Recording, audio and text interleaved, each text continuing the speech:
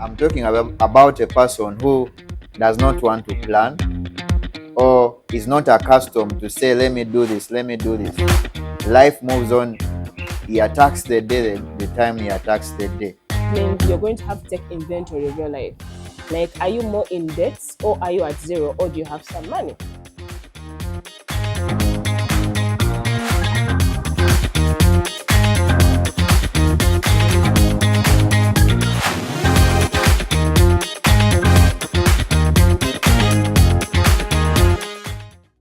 Greetings, everyone.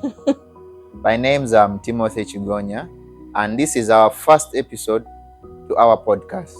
It's called Finance Quest.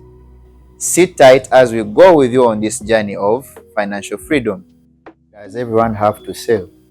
Does everyone have to save? In my own opinion, if they were my sister or brother, this is how I would advise my brother or my sister, that it would be mandatory to save.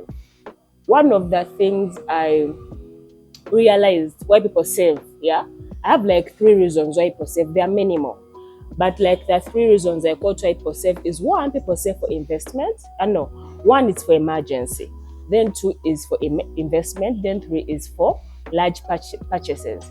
So I would advise at least everyone to have an emergency fund. At least if you're not saving for anything, just save for an emergency fund, just in case of eventualities. It's always able to help you in case, for example, your company was not able to pay you for 1 month. You won't be in a dire strait. You actually have money to sustain you for that month while you wait for your paycheck. I would advise that.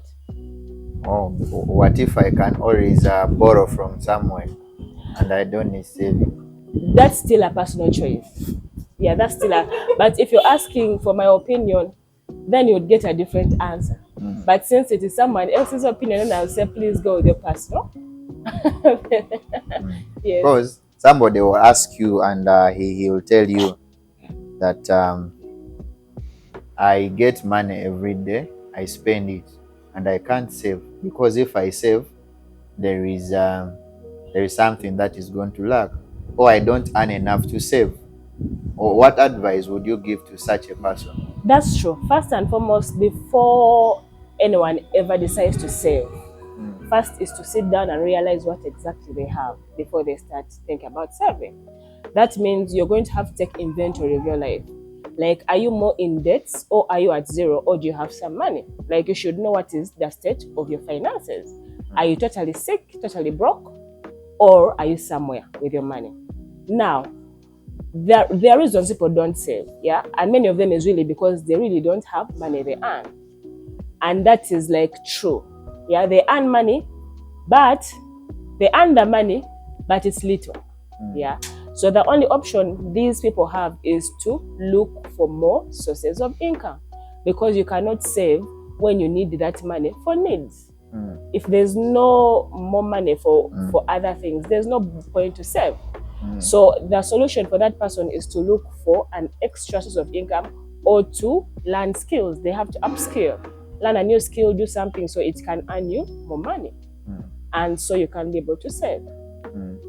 But you said you would advise anyone to save, even the one who was born with inheritance or who has won a lottery, the Prince of Buganda, to save. Do you advise the president's son to save too?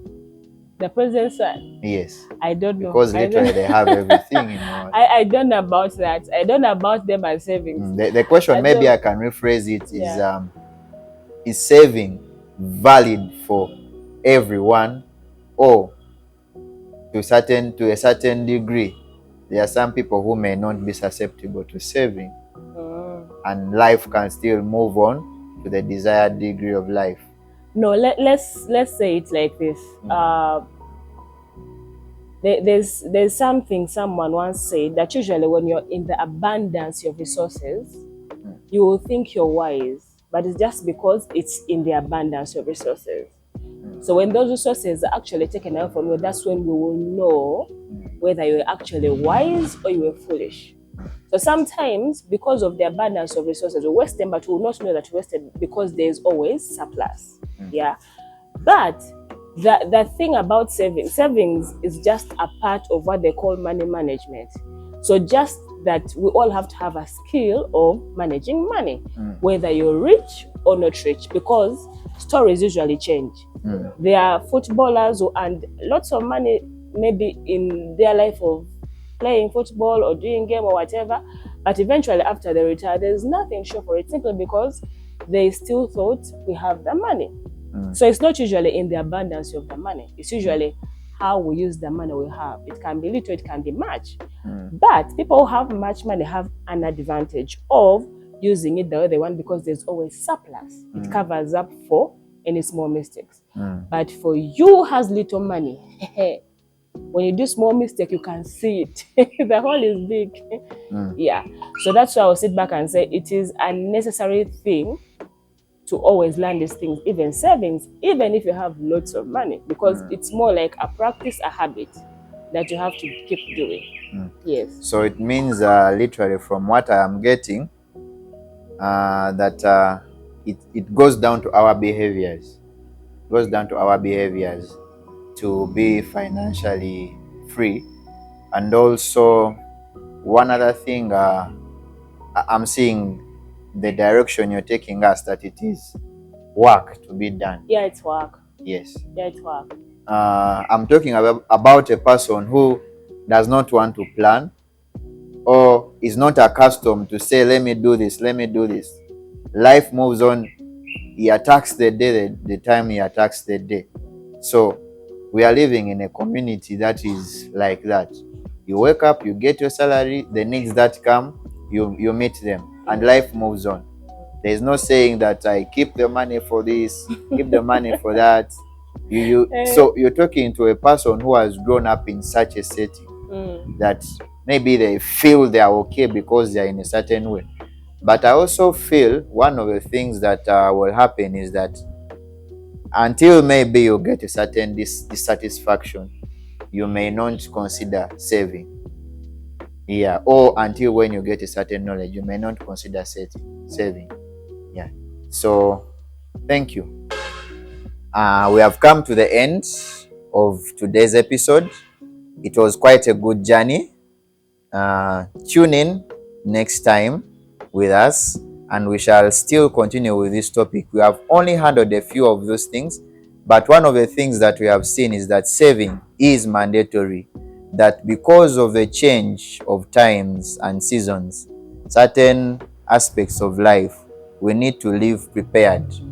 Yes, and also to live a life that we have to live, we need to be intentional about it. And there are times that it calls to add extra work in what we are doing.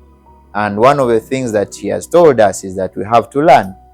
We have to ensure we are making progress in what we know about money and in how money works to live financially free.